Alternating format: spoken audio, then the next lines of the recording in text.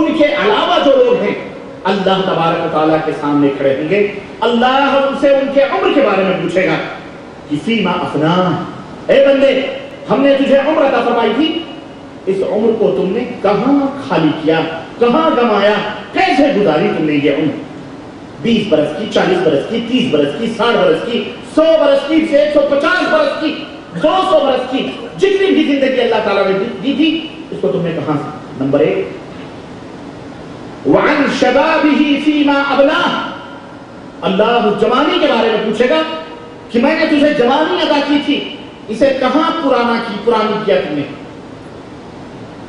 اس کو کہاں تم نے صرف کیا اپنی جوانی کو؟ وعن مالہ من این اکتسبہ،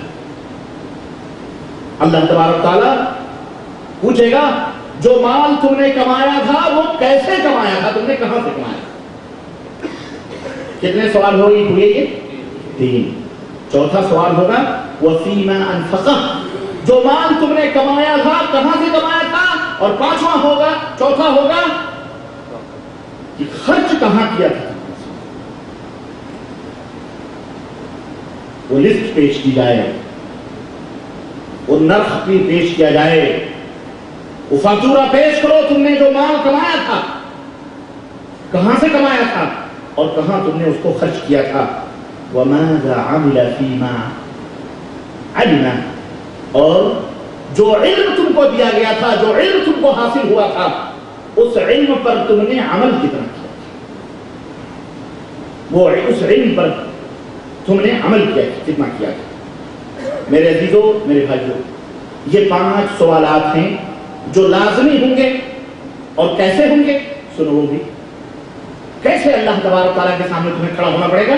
اللہ تبارک تعالیٰ، اللہ کے نبی فرماتے ہیں، حضرت عدی ابن حاتم کے بیٹے عدی، وہ اس حدیث کے راوی ہیں، کہتے ہیں کہ نبی کریم صلی اللہ علیہ وسلم نے فرمایا کہ ما منکم من احد الا سیکلمہ اللہ لیس بینہ وبینہ ترجمان،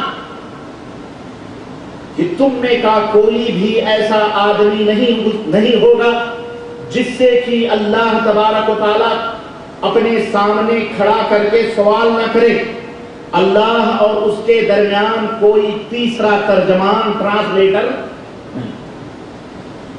کتنی کھلی ہوئی بات ہے یہ، کتنی واضح بات ہے کہ تمہیں اللہ تبارک و تعالیٰ کے سامنے کھڑا ہونا پڑے گا، اللہ اور تمہارے درمیان کوئی تیسرا ٹرانسلیٹر، ترجمہ کرنے والا نہیں ہوگا۔ تم کسی بھی زبان کے دنیا کے اندر بولنے والے ہو، وہاں تمہاری زبان چینج ہو جائے گی۔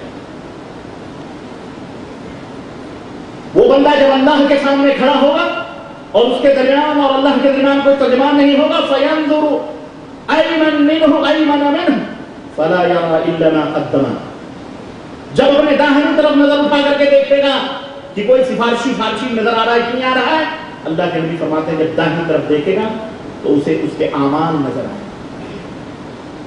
وَيَنْظُرُ أَيْسَرَ مِنْهُ فَلَا يَرَى إِلَّا مَا قَدَّمَ، اپنی بائیں طرف دیکھے گا تو وہاں اس کے اعمال نظر آئے، دائیں بھی اس کے اعمال، بائیں بھی اس کے اعمال۔ وَيَنْظُرُ بَيْنَ يَدَيْهِ فَلَا يَرَى إِلَّا النَّارَ تِلْقَاءَ وَجْهِهِ، اور جب اپنے سامنے نظر اٹھا کر کے دیکھے گا تو چنگھاڑ مارتا ہوا دوزخ، چنگھاڑ مارتی ہوئی جہنم اس کے سامنے، آگ نظر آئے گی اس کے سامنے۔ اللہ کے نبی فرماتے ہیں فَاتَّقُوا النَّارَ، اے میری امت کے لوگوں اس آگ سے بچو، وَلَوْ بِشِقِّ تَمْرَةٍ، بھلے کھجور کے ایک ٹکڑے ہی کے ذریعے۔ آپ سوچیں ایسی سچویشن میں جب داہنے بھی تمہارے اعمال، بائیں بھی تمہارے اعمال اچھے یا برے، اور سامنے چنگھاڑ مارتا ہوا دوزخ کی آگ ہوگی چنگھاڑ مارتی ہوئی، اور اللہ کے سامنے تم کھڑے ہو تو تمہارا کیا حال ہوگا، ہمارا کیا حال ہوگا؟ یہ روایت صحیح مسلم کے اندر ہے۔ دوستو اور بھائیوں، اللہ عز و جل کے سامنے بالکل آپ یوں سمجھنا جیسے میدان محشر میں ہیں، اور اس وقت آپ اللہ رب العزت کے سامنے کھڑے، اور اللہ تبارک آپ کے سامنے وہ دوزخ کی آگ بھی ہے، اور ایسا محسوس کریں، ایسا تصور کریں کہ آپ کو ان 5 سوالات کے جوابات دیں۔ واللہ یہاں سے اٹھنے سے پہلے ہم بھی آپ بھی یہ فیصلہ کر کے اٹھیں گے کہ ہم جنتی ہیں یا جہنمی۔ کسی مولوی، کسی عالم، کسی ادھر ادھر سے پوچھنے کی ضرورت نہیں.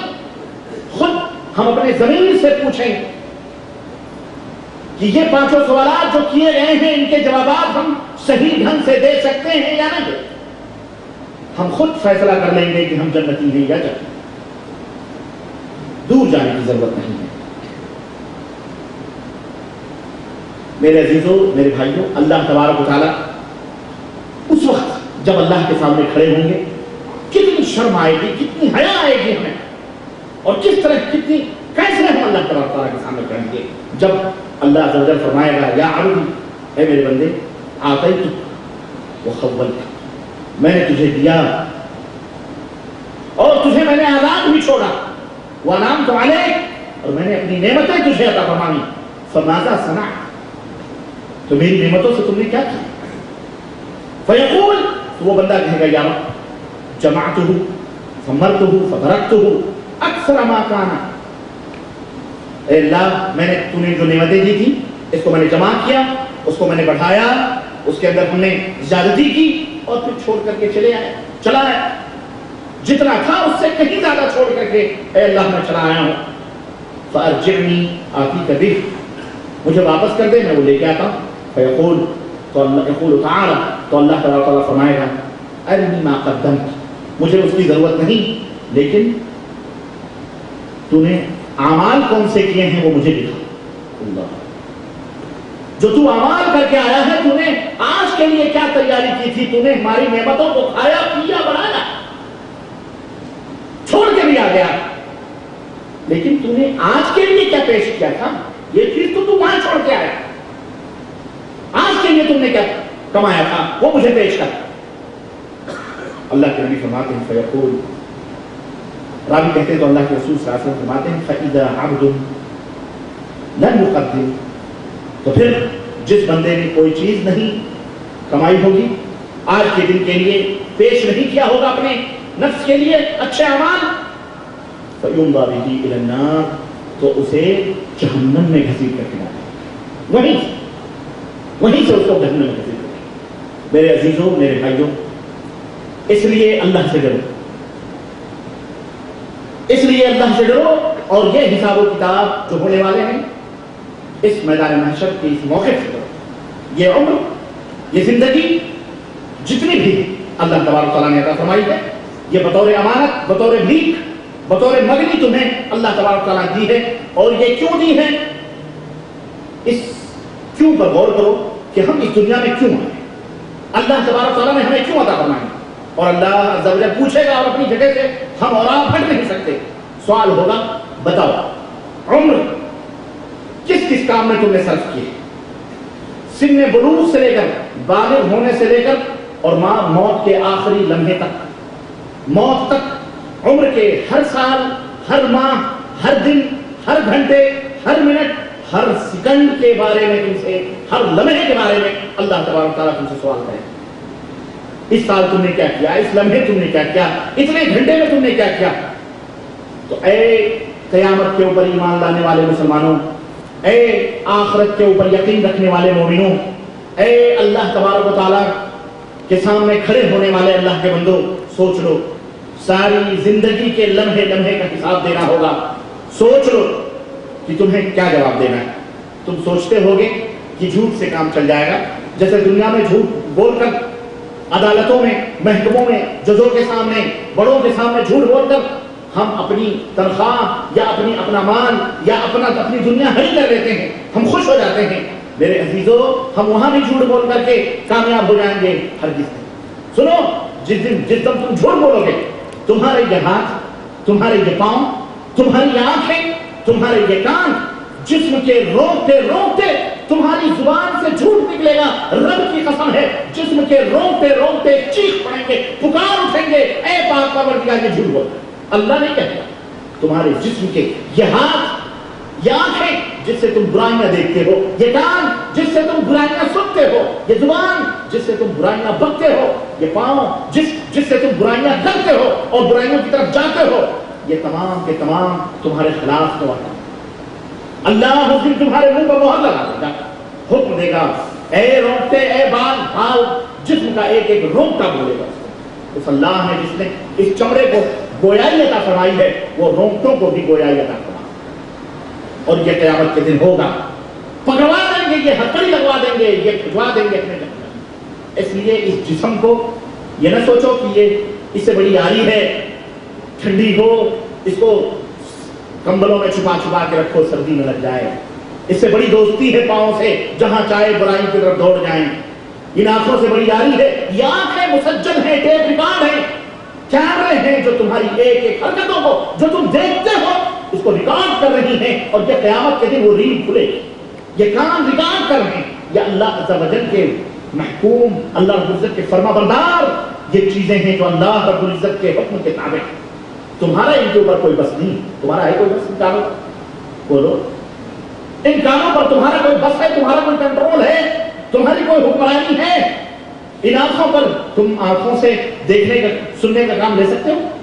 कंट्रोल का तो मतलब यही होता है कि कानों से देखने का काम लिया जाए या बोलने का काम लिया जाए, जुबानों से सूंघने का काम लिया जाए। ले सकते हो? नहीं ले सकते। ये सब अल्लाह तबारक तआला के हुक्म है, अल्लाह रब्बुल इज़्ज़त के फरमाबरदार हैं। इसलिए सोच लो मेरे अजीजों, मेरे भाइयों, कि सुबह से लेकर शाम तक और शाम से लेकर सुबह तक हम क्या करते हैं और अपने रब की इताअत फरमाबरदारी में कितने औकात सर्फ करते हैं और नाफरमानियों में कितने औकात सर्फ करते हैं। मेरे अजीजों, जब चारपाइयों पे जाओ, जब बिस्तरों में जाओ, तो आंखें बंद करके मुहासबा सोचो, अपने ज़मीर से, अपने दिल से सोचो कि आज तुमने कितने काम नेकियों के किए हैं और कितने काम गंदे और बुरे नाफरमानियों के किए। और उसके बाद खुद फैसला कर लो कहीं, और तौबा करो, कहीं ऐसा ना हो कि तुम्हारी आंख ये बंद हो तो उसी दिन खुले जब अल्लाह तबारक व तआला का मुनादी महशर के मैदान में कब्रों से उठाने का सूर, उठने के लिए सूर। क्यों? हम देखते हैं कि बहुत सारे ऐसे अल्लाह के बंदे सोए उठ न सके, सोए फजर की नमाज न पढ़ सके। क्यों? मौत आ गई, पता ही नहीं चला कब मरे, या गदरे का आलम आ गया, घर वाले जाग गए, लेकिन बड़े बड़े डॉक्टर, बड़े बड़े हकीम, बड़े बड़े अतीबा बचा ना सके। वो आंख जो बंद हुई वो अब फिर नहीं खुल सकती। इसलिए रोकर तौबा कर लेना, बिस्तरे पर रोजाना सोने से पहले अल्लाह तबारक तआला से माफी मांगो, रो कर गिड़गिड़ा कर तौबा कर सो। किसी को कुछ पता नहीं और किसी को कुछ खबर नहीं कि ये जिंदगी जो मिस्र हुबाब के बुलबुले के है, ये कब खत्म हो जाए, कब ये ढांचा टूट जाए और मिट्टी में मिल जाए। इसलिए मेरे अजीजों, मेरे भाइयों, पांचों वक्त की नमाजों का ख्याल रखो, पांचों वक्त की नमाजों का खास ध्यान रखो। रमजान के रोजे मुकम्मल तौर पर रखो। मालिक निसाब हो तो अपने माल में से जो अल्लाह का माल है, जो अल्लाह ने तुम्हें दिया है, उसके ज़कात निकाल कर मुस्तहिकीन तक पहुंचाओ। ताकत है तो जिंदगी में हज किया, हज कर लो और अकले हलाल को, हलाल खाने को लाजिम पकड़ो। जुबान से जो कलमा निकले सच निकले, जुबान हाथ से किसी को ईजा न पहुंचाओ, जुल्म और सरकशी न करो, किसी का हक न मारो। तौहीद को, तौहीद अपने दिल को तौहीद की खुशबुओं से मुअत्तर कर लो। शिर्क को कभी अंदर दाखिल न हो। क्यों? शिर्क ये गंदगी है, ये नजासत है। अगर ये शिर्क का कीड़ा, शिर्क की गंदगी दिल के अंदर पहुंच गई, फिर तो कोई नमाज, कोई रोजा, कोई हज, कोई ज़कात, कुछ भी काबिल कबूल नहीं होगा। इसलिए शिर्क की गंदगियों से दिल को पाको साफ करो। तौबा अल्लाह तबारक तआला से माफी मांगो, रो कर गिड़गिड़ा कर तौबा कर सो। किसी को कुछ पता नहीं और किसी को कुछ खबर नहीं कि ये जिंदगी जो मिस्र हुबाब के बुलबुले के है, ये कब खत्म हो जाए, कब ये ढांचा टूट जाए और मिट्टी में मिल जाए। इसलिए मेरे अजीजों, मेरे भाइयों, पांचों वक्त की नमाजों का ख्याल रखो, पांचों वक्त की नमाजों का खास ध्यान रखो। रमजान के रोजे मुकम्मल तौर पर रखो। मालिक निसाब हो तो अपने माल में से जो अल्लाह का माल है, जो अल्लाह ने तुम्हें दिया है, उसके ज़कात निकाल कर मुस्तहिकीन तक पहुंचाओ। ताकत है तो जिंदगी में हज किया, हज कर लो और अकले हलाल को, हलाल खाने को लाजिम पकड़ो। जुबान से जो कलमा निकले सच निकले, जुबान हाथ से किसी को ईजा न पहुंचाओ, जुल्म और सरकशी न करो, किसी का हक न मारो। तौहीद को, तौहीद अपने दिल को तौहीद की खुशबुओं से मुअत्तर कर लो। शिर्क को कभी अंदर दाखिल न हो। क्यों? शिर्क یہ گندگی ہے، یہ نجاست ہے. اگر یہ شرک کا کیڑا، شرک کی گندگی دل کے اندر پہنچ گئی، پھر تو کوئی نماز، کوئی روزہ، کوئی حج، کوئی زکات کچھ بھی قابل قبول نہیں ہوگا. اس لیے شرک کی گندگیوں سے دل کو پاک و صاف کرو، توبہ کرو، اور اپنے اعمال کو سنت